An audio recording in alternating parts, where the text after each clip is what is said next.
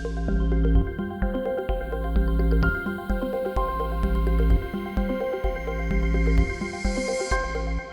ora koutou katoa and welcome to Chapter 4. This week we examine how social classes, social distinction or social status, and also taste, good, bad, social and individual, are variously constructed.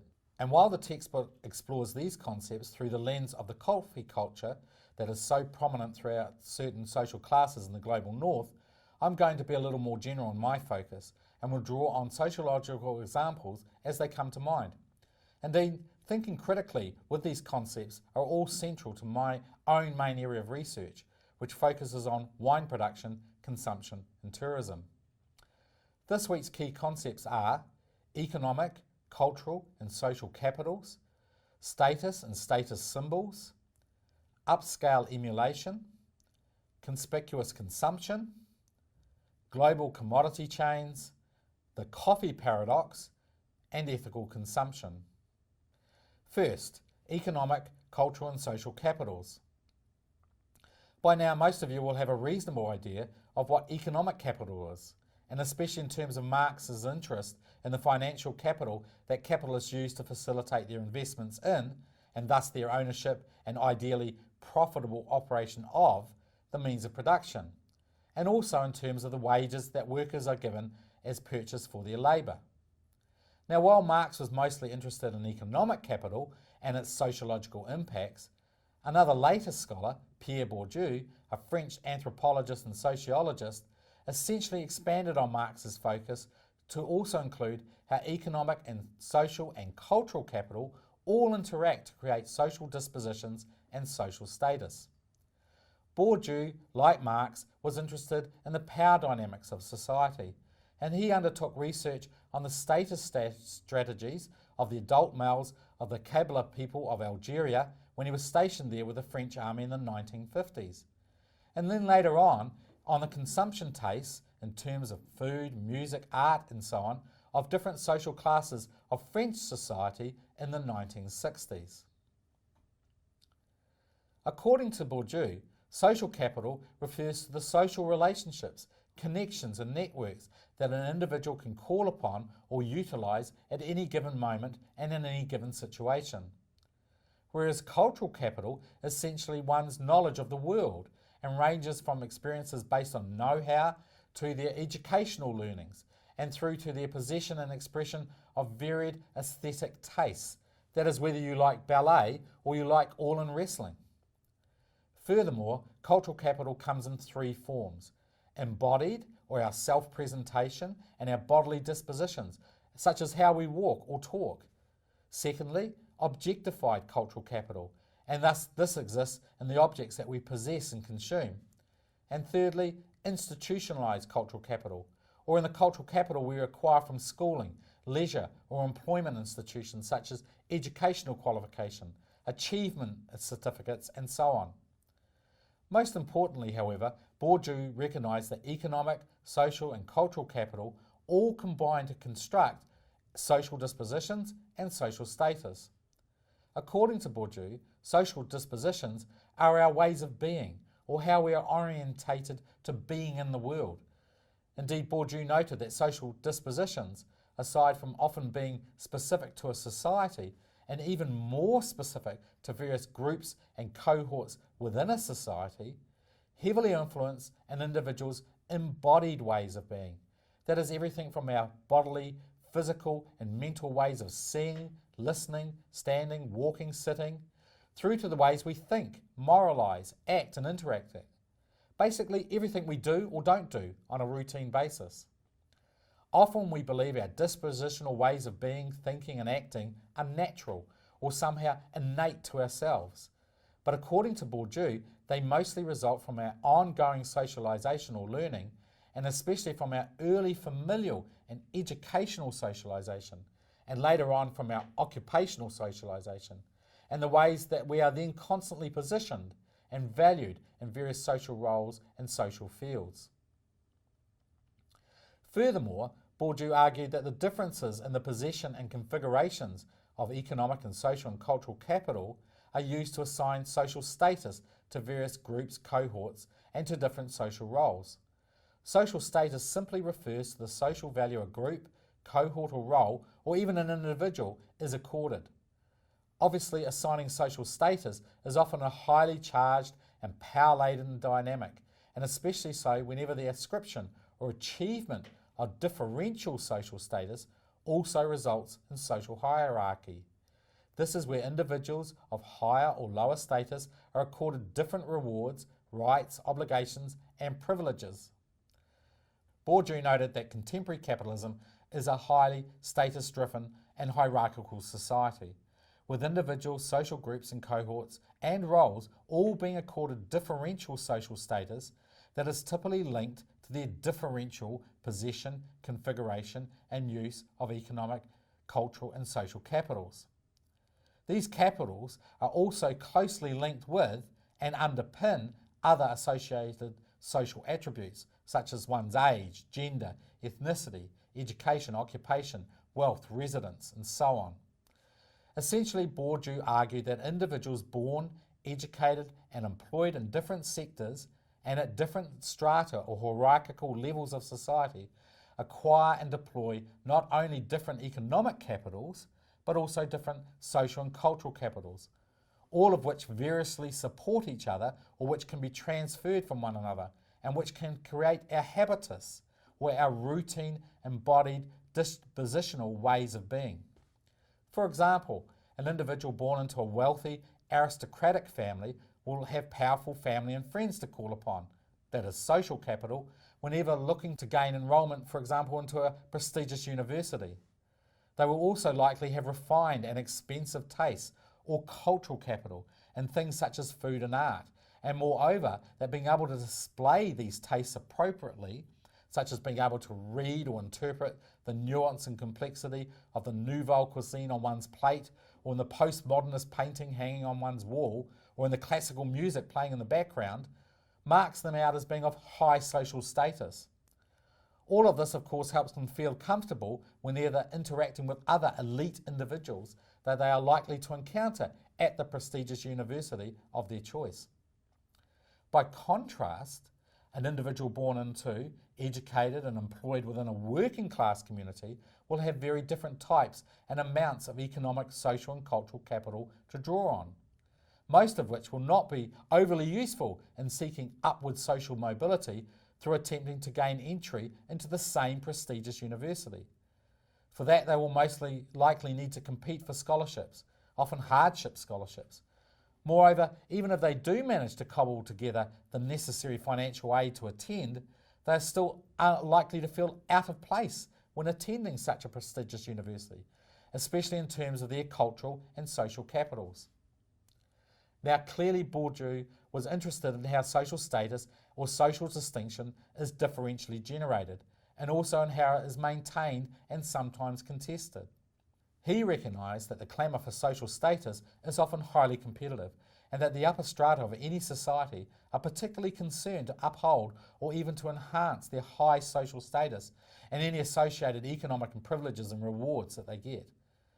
They are also concerned with ensuring that their status distance from individuals from lower social strata and lower social status is also maintained, and that the lower status individuals are essentially kept in their place and do not attempt to grab some of the privileges and rewards that are reserved for the upper strata. Indeed, a number of scholars, and particularly the American sociologist Thorstein Veblen in the late 1900s, noted that individuals from high social strata often partake in the conspicuous consumption of status symbols. This is where their wealth, their good manners, and their good taste, which are all essentially components of their social status, are symbolically and publicly displayed for all to see, and for their high social status to be publicly reaffirmed. In our society, some of the most obvious status symbols are the things that we routinely consume, such as clothing, jewellery, cars, cell phones, and other forms of technology, houses, and even tattoos. According to Bourdieu, whenever elite individuals indulge in the conspicuous consumption of elite status symbols, they are also signalling their distance from necessity. That is how their wealth, good taste, and good manners are far removed from the necessities of the lower social classes. For example, I have a wealthy relative who owns 7 or 8 cars for their personal use, the cheapest of which it costs around $250,000. Ownership of these luxury cars is a very conspicuous display of their wealth or economic capital, and also of their cultural capital concerning luxury cars. Moreover, it very obviously signals their distance from the simple instrumental necessity of driving a singular car, such as my 12-year-old beat-up Honda Civic, to get from point A to point B. Of course, the lower strata simply don't take this all lying down, and they often seek to emulate the more highly ranked and powerful in society. And in doing so, they attempt to assert that they are also worthy of high social value and status. For example, in post-World War II, cigarette smoking was very popular amongst adult males in most Western societies, and could be read as a status symbol of their general patriarchal power and privilege.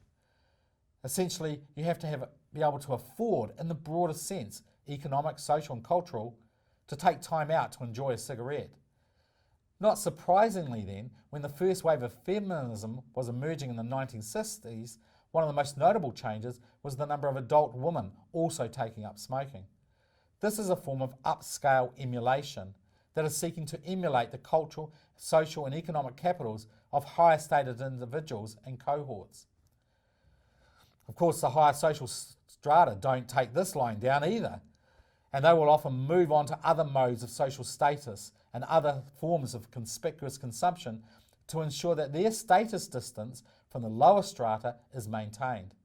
Thus, in the early 1970s, one of the first social cohorts to give up smoking and indulge in recreational physical exercise, such as jogging and attending the gym, activities that also signal one's distance from the necessity of manual work, were white middle-class males, who were then followed by middle-class females, and so on.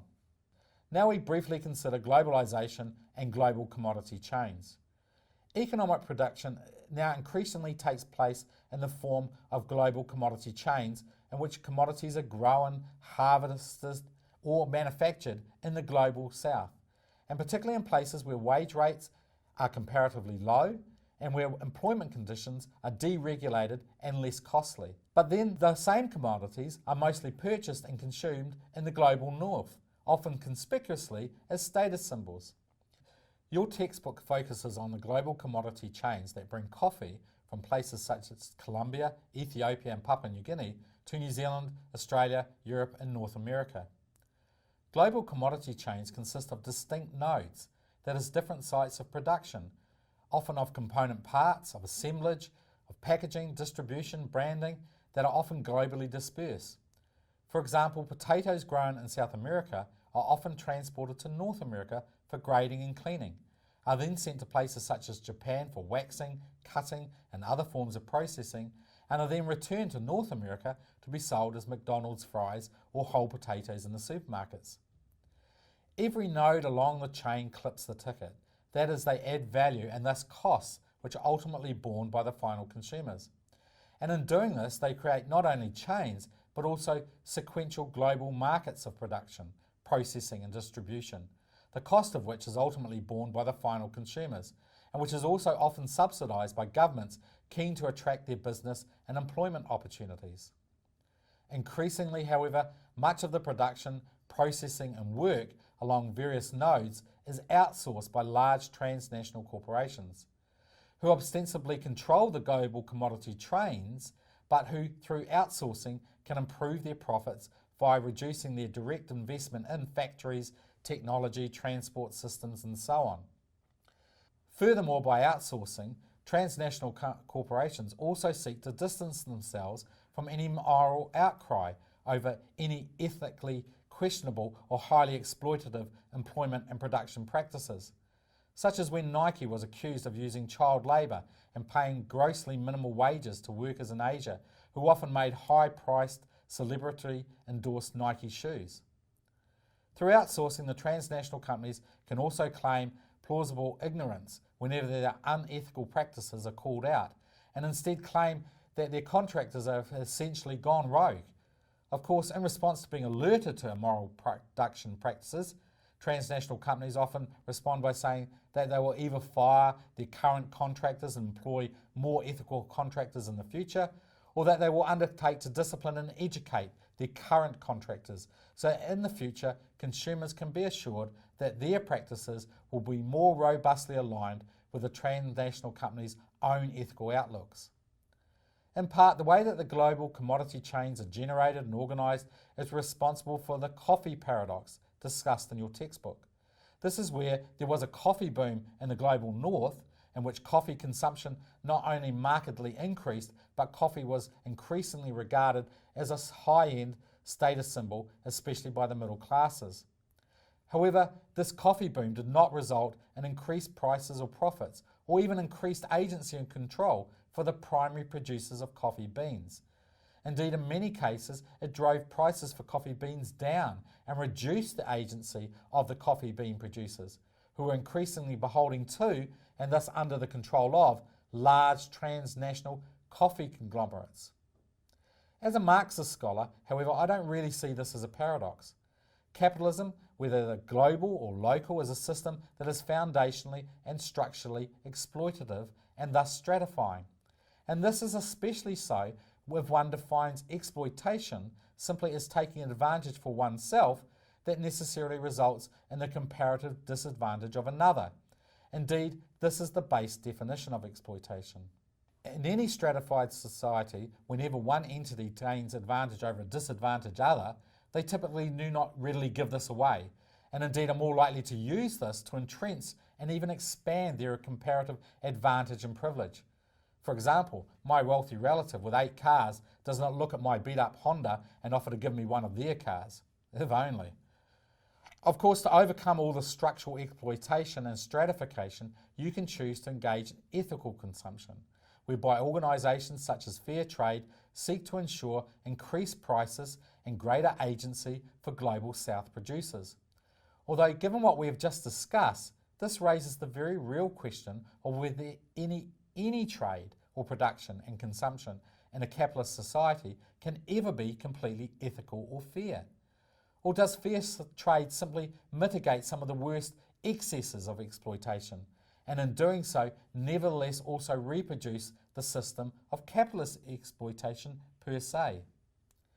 If you conclude this, then fair trade actually contributes to the hegemony of capitalist economics, in which gaining advantage over another and thereby generating social stratifications and associated economic, social and cultural inequities is regarded as normative and as wholly ethical and moral.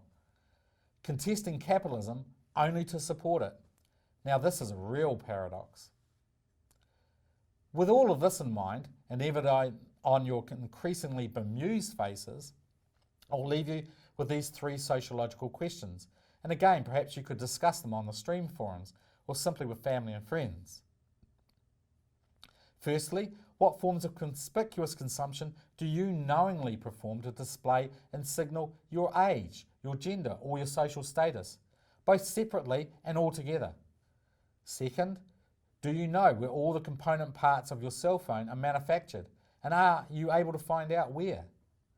And lastly, when was the last time you conspicuously refused to purchase or to consume a commodity due to your concerns about the unethicalness of its production?